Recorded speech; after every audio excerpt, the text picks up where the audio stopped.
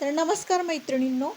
आज आपण बघणार आहोत की भाईची उंची जर कमी झाली तर कशा पद्धतीने वाढवायची. हा कस्टमरचा ब्लाऊज आहे. हा शिवून तयार झालेला आहे. तर कस्टमरनी भाईची उंची सांगितली होती. तुम्हाला दाखवते आता मेजरमेंट घेऊन. 5.5 इंच. तर त्यांनी सांगताना सांगितलं होतं की 5.5च ठेवा. परत नंतर त्यांना असं वाटलं की भाईची उंची थोडी अशी आपण वाढवूयात का. त्या म्हटल्या आता वाढेल का. तर हो म्हटलं नक्की वाढणार. कसं वाढेल. तर त्यांनी काय केलं, मी त्यांना म्हटलं की साडीतलं तुमचं थोडंसं कापड काढून आणून द्या, तर आपण नक्कीच वाढवू शकतो. तर त्यांनी ना कापड आणून दिलेलं आहे साडीतलं, आणि ते आपण लावून आता भाईची उंची आपण वाढवून घेणार आहोत. तर ते कशा पद्धतीनं चला दाखवते. बघू शकता. पण आपल्याही बाबतीत असं होऊ शकतं की आपण एखाद्या वेळेस ब्लाऊज शिवला तर आपल्याला बऱ्याच वेळा वाटते की भाई उंची एवढी नको, आपण थोडीशी जास्त ठेवूया. तर अशा वेळेस सुद्धा आपण टेन्शन घ्यायचं नाही, बिनधास्त भाईची उंची आपण वाढवू शकतो. तर आता आपल्याला काय करायचं आहे, तर कस्टमरचं कापड एवढं आणून दिलेलं आहे. तर आता आपल्याला काय करायचं आहे, ह्याची भाईची उंची वाढवून घ्यायची आहे. बऱ्याच वेळा असं होऊ शकतं की कस्टमरला भाई उंची आधी थोडी हवी असती, परंतु नंतर त्यांचा विचार बदलतो. मग तर नंतर ते म्हणतात की आम्हाला उंची वाढवून द्या. तर त्यावेळेस सुद्धा आपल्याला टेन्शन घ्यायचं नाही. तर आता बघू शकता. आता हे किती इंच रुंदीला घेतले मी तुम्हाला सांगते. तर 4 इंच मी आता म्हणजे ह्याला घेतलेला आहे रुंदीला. आणि उंचीला तुम्ही पूर्ण असा पट्टा घ्या, म्हणजे आपल्याला आता ह्याच्यापासून सुंदर अशी डिझाईन म्हणजे फ्रिल तयार करून घ्यायची आहे. तर असा डबल फोल्ड आपल्याला करायचा आहे आणि टीप मारून घ्यायचे. बघू शकता हे अशा पद्धतीनं. तर अशी व्यवस्थित आपल्याला टीप मारून घ्यायची आहे.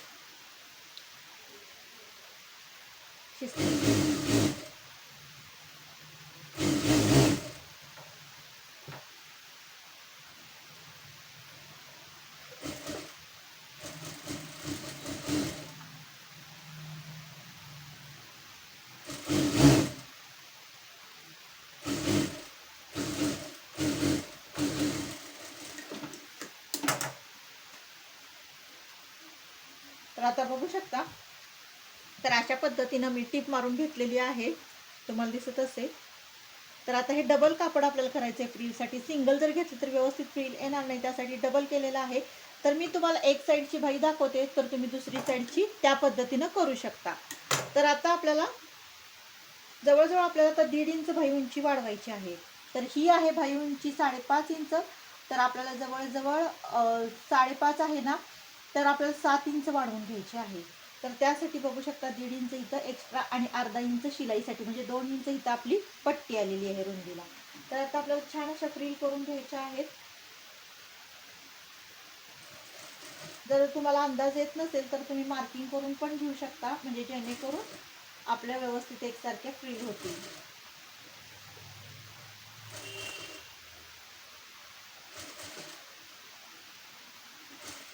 बघू शकता अशा व्यवस्थित आपल्याला फ्रील करून घ्यायची आहे. प्लीट्स घालायच्या आहेत एकसारख्या.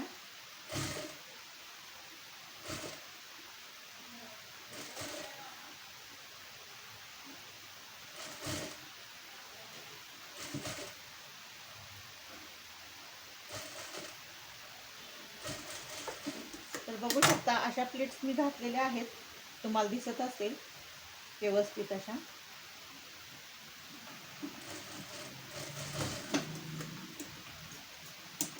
तर आता आपल्याला भाई उसवायची नाही, तर आतूनच आपल्याला बाईला ही फ्रील लावून घ्यायची आहे. उसवा उसवी केलं तर खूप वेळ पण जाऊ शकतो, आणि नंतर आपली हे पण वाढू शकते. मग नंतर उसवा परत टीप मारा असा गोंधळ होतो. तर ही नुसती फ्रीलच आहे, त्यामुळे तुम्ही व्यवस्थित वरून जोडू शकता. तर आता आपल्याला काय करायचं आहे, मी तुम्हाला उजव्या साईडची दाखवते, तुम्ही डावी साईड जोडून घेऊ शकता. तर आता आपल्याला असं बारीकसा फोल्ड करून घ्यायचं आहे. इथं शिलाई मारून घ्यायची अगोदर आपल्याला, जिथं की जे आपलं हे कापड जे आहे ना ते सुट्टं राहतं ना, तिथं आपल्याला छान अशी शिलाई मारून घ्यायची दोन्ही साईडला, जेणेकरून सुतं निघून येत ह्यासाठी.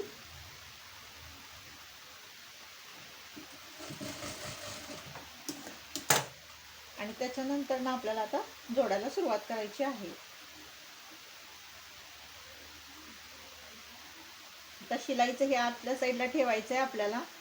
बघू शकता इथून असं धरायचं आहे आणि व्यवस्थित आपल्याला टीप मारून घ्यायला सुरुवात करायची आहे.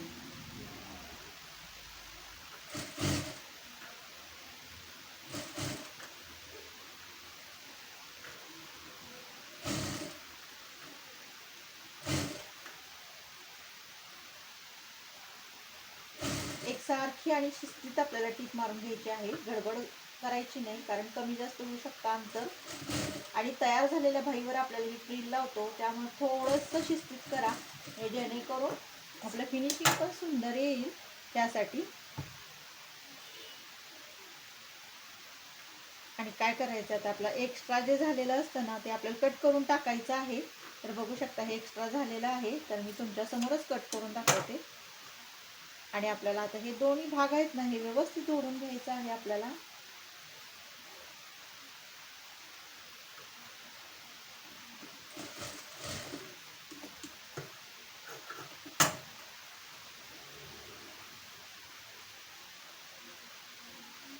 फिनिशिंग आपल्याला व्यवस्थित येण्यासाठी सगळं शिस्तीत व्यवस्थित झालं की नाही ते चेक करून घ्या, कुठं टीप वगैरे राहिली आहे का.